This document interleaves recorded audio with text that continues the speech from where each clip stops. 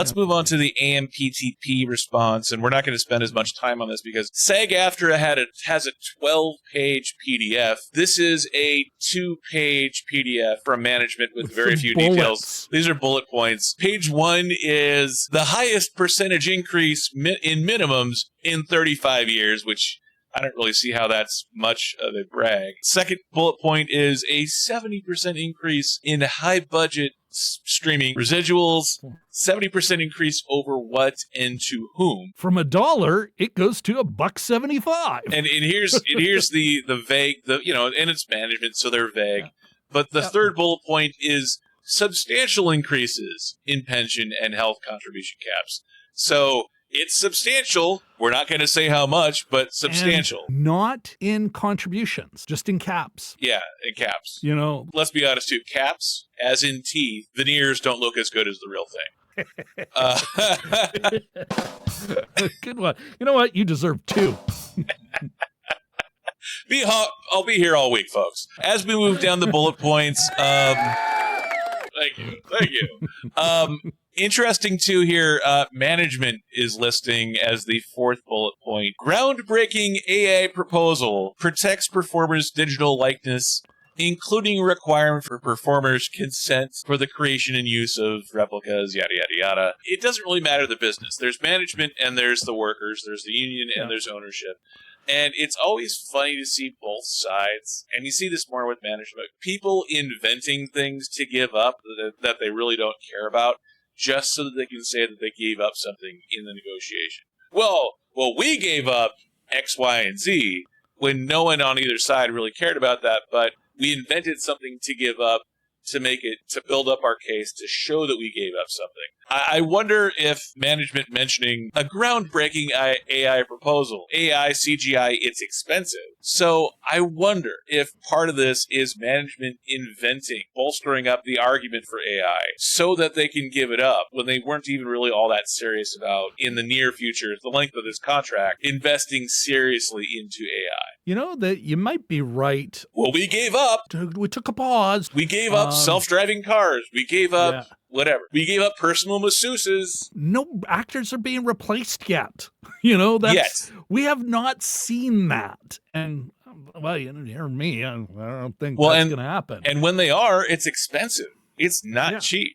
It looks cheap, but it's not actually cheap. This groundbreaking AI proposal, which protects, including a requirement for consent. Well, we know management doesn't care about consent. Here's the thing about consent. The Harvey Weinsteins of the world do not care about worker consent. Worker consent. Oh, yeah, you're going to need Brad Pitt's consent, and that's going to be paid for if he even allows it. Everyone else, hey, that's just the way it works here. No one's saying you have to consent, but no one's saying we have to give you the gig. Like, it'll be informed, especially the part where, do you want the job? Then you must consent to this. But like background checks or something. Yeah, exactly. It's the leverage is so high with the vast majority of actors. Let's go back to Connor Leslie. You know what? She's losing. So here's a woman who might be losing her health care. If she can't hustle something, can't make something work, what leverage will she really have? Even with some notoriety, she's represented, she's got an agent, got a bit of a reel. It's going to be hey, Connor, this could be a great gig. It's a main role. We think it's going to really have a nice run, but I know this could be a deal breaker for you. Digital consent. You got to consent to digital likeness in perpetuity. And all of a sudden, Connor Leslie looking at her kids, doctor's bill, that's too much leverage. And that would be doesn't pass my sniff test. We're squeezing you so hard that you have to consent. The more modern version, Apple's terms of service. When your iOS updates, well, you've got to check off the accept terms of service. We've all been screwed on this stuff, where we have to. What leverage do I have with Apple? What leverage do I have with any of these players who've all their terms of service are virtually identical for all intents and purposes? Need a smartphone. This is not a nice to have, part of modern living now. I have to agree to their egregious terms of service. And even if the terms of service were good before, and you went through and read every single line, when those terms of service update... Do you want to keep using your phone? Yeah. The thing you're trying to use right now? And then did they go full Darth Vader and change the terms of the service after you agreed to whatever it was before? They're literally saying, we've updated it. Please review and accept or decline. I'm like, the reason I'm seeing it is because I need to use it. In this analogy, we're all Lando Calrissian. We have all of the overhead of Cloud City, and Darth Vader has us by the balls, changing the terms of the service. And what's the line again? Do you feel you're being treated unfairly? Let's go through a few more of these just real quick. 58% increase in salaries for a major role guest star, high budget SVOD programs. The devil's in the detail, but I get that. These guest stars who are getting screwed. Like they keep coming back as guest stars. They're owned for a week. They get locked in. They're basically main roles, but not paid like a main role. Regular guest stars, recurring guest stars. Yeah, just like it'll be in the definitions. Yeah. And how do you define a high budget? Limitation of self-tape requests, including page, time, and tech requirements, options for virtual and in-person auditions. This is interesting because it's not even talking about after the fact, after being cast, after acting in the role, this is just trying to get the job in the first place. For actors, they're always kind of in a state of auditioning, in a state of trying to find the next gig. Is this like a big thing that management is giving up? The abuse has gone way up. If they're really talking about limitation, then great. And what that limitation is and defined as. Exactly. Daniel Petrie Jr., claim to fame, nominated for Best Screenplay for Beverly Hills Cop. He was also the first big LA director I ever worked for my brief time in the industry. Almost a writer's strike. Daniel at the time was the Writers Guild's past president. He could direct, but he couldn't write after a certain point, and there's still edits. This is all in pre-production. Managed to divert a script, but I remember something I was able to bounce off my dad, and he bought it. The difference in a union negotiation versus a star negotiation. You've agreed on the $1 million.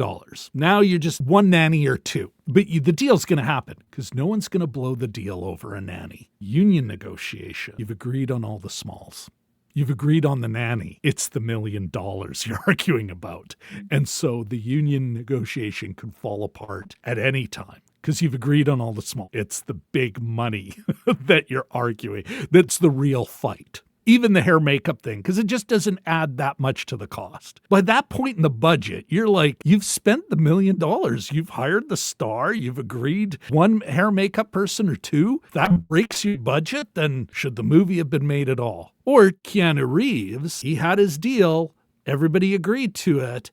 And then they went back to him and said, can we renegotiate your deal? Otherwise, we don't have enough for special effects. And so I'm sure he was like, sure. And then trying to do he's not sharing his pay. Yeah, then he trying was to like do guilt trips. Guilt trip the star. I'm getting a rollback afterwards. Yeah. But I wonder if over a beer, if you really were in a safe space with them, you'd go, producers are forever out to Note the 17% increase for background actors required to do extensive self-styling, which is the actors' demand for hire a proper hair makeup person. Yeah, where actors were not stylists. That'll be a discussion, right? A ton of shots in the trailer from They Cloned Tyrone of big crowds of extras in 70s hair and makeup. Different styles of makeup for different times, too. That's effing money. Interesting that management is not leading with that, but they're throwing around relatively big numbers. 11% pay increase in year one. Well, for no mention about year 2 or 3, but and it's for the background performers. You can make a living, but it's not a good living. It's only 11% in the first year. It's probably nothing for years 2 and 3. It's probably a one-time pay increase of 11%. Yeah, as opposed for background performers, not for all performers. Yeah, but it's that 11% once. Not 5% a year, 11% once, which somehow I'm sure the math probably doesn't add up, of course. First time ever fixed residuals for stunt coordinators. That's another one that I wish that stunt performers, stuntmen, stunt women, stunt coordinators would get a bigger part of the budget, because that is a huge thing of John Wick movies, of any kind of action movie. Stunts are huge, high risk. It's performance. Yeah. And it is part of the performance. And a stunt coordinator, one of the reasons why a lot of stunt coordinators are also, you'll see them listed as second unit directors, is because they have such an important impact on the effectiveness of a sequence. They don't say first ever fixed residual, and even that's fixed residuals. This is all back to their, well, we don't want to pay any formula. We just want to say, tell you what, we'll give you 5 points or whatever it is. I didn't know this until I was in the local business. And one of the things they liked about being in Canada was a lot of the performers, they could hire Canadian performers. And the deal they had with ACTRA was what was called a buyout of your rights for a limited time. I remember my one time where I had lines, so I was considered a principal, my one paid experience as a performer. I didn't just get my day rate, but I got 100% buyout of that for the 5 years. A part of me suspects that because it's ACTRA, they don't necessarily have the resources that SAG does. And after 5 years, the pay drops off, or they're just like, they don't have the resources to really chase down the numbers. Any nickels that I might receive after that 5-year limitation, who knows how accurate that is, the accounting is. In your case, and granted this is a while back, but in your case... 20 So, years okay, ago. so in your experience, in this case, from 20 years ago, have you ever gone back and done the calculation for how much they paid you up front for that 5-year buyout, and how much you would have gotten had you not signed away those rights for that more money up front? I wouldn't even know where to start with that. For me, as a one-off, give me my money now. Robbie wants his money. But it's a one-off, right? As a whole system, you got money purchase plans for your retirement, 401ks, or you have what used to be the norm, defined benefit. Always go defined benefit. And I would say, going back to SAG or the ACTRA model, this idea of, well, we'll just buy it out. It's like, well, but I'm never sharing the rewards. They're just piecing me off. They built it into the cost structure. And see you later. There you go. You know what? I don't know. And that would be more of an ACTRA question of somebody who was involved in that negotiation, which probably happened in the 90s. It's just one of those interesting things of taking a payout early versus long-term cost benefit. It's always interesting to look at those. These guys aren't offering that. They're just saying, we want to pay you less. Hair and makeup consultation for performers of all complexions and hair textures. What does that mean? Well, we know what it means. It doesn't mean anything. It's not, we will hire professionals who know how to do this. It's, well, we'll help you. We'll consult with you. Because it's management saying that they're not going to be racist without even admitting that racism is a thing. It's not even that. It's no admission. It's, we'll consult. We'll have a meeting. This isn't even squaring it. It's cubing it. Calls at all hours. That remains. Yeah. So that's where I put that one. Hair and makeup consultation for performers, not hair and makeup consultation with the producer to make sure that they hire the right hair and makeup professional. No.